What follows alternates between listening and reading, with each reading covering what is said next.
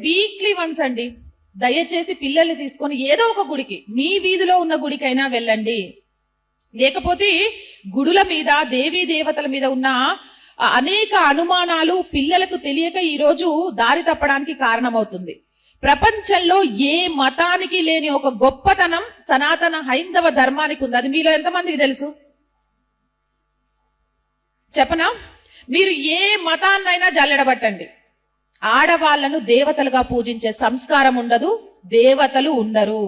కానీ ఆ గొప్ప సంస్కారం, ఆ గొప్ప దేవతలు, ఆ గొప్ప మహిళా ప్రాధాన్యతను ఉన్న ఏకైక ధర్మం, ఏకైక మతం, నేనైతే హిందూ మతం అని ఎప్పటికీ చెప్పను, అది ఒక ధర్మం. అంత గొప్ప ధర్మంలో పుట్టాలంటే ఎన్నో జన్మల పుణ్యం చేసి ఉండాలి. ఆ పుణ్యం చేశాం కాబట్టి ఈరోజు హిందువులుగా పుట్టాం.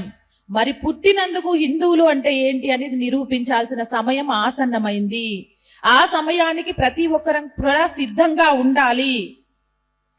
మనం ఓర్పులో సీతాదేవిలం, అలాగే భర్త మూర్చబోయినప్పుడు యుద్ధం చేసే సత్యభామలం, శక్తిలో అపరకాలిలం. ఏ రకంగానైనా సరే 10,000 తీసుకొచ్చి భర్త ఇంట్లో ఇస్తే ఆ 10,000తో మనకు సంసారాన్ని ఎల్లదీయడం తెలుసు. 25,000 తీసుకొచ్చి భర్త మనకిస్తే ఆ 25,000తో సంసారాన్ని ఎల్లదీయడం తెలుసు. భర్తకు ఒక 2 నెలలు ఉద్యోగం పోయినా జీతం లేకుండా కుటుంబాన్ని వెల్లదీయడం మనకు తెలుసు. Download ShareChat.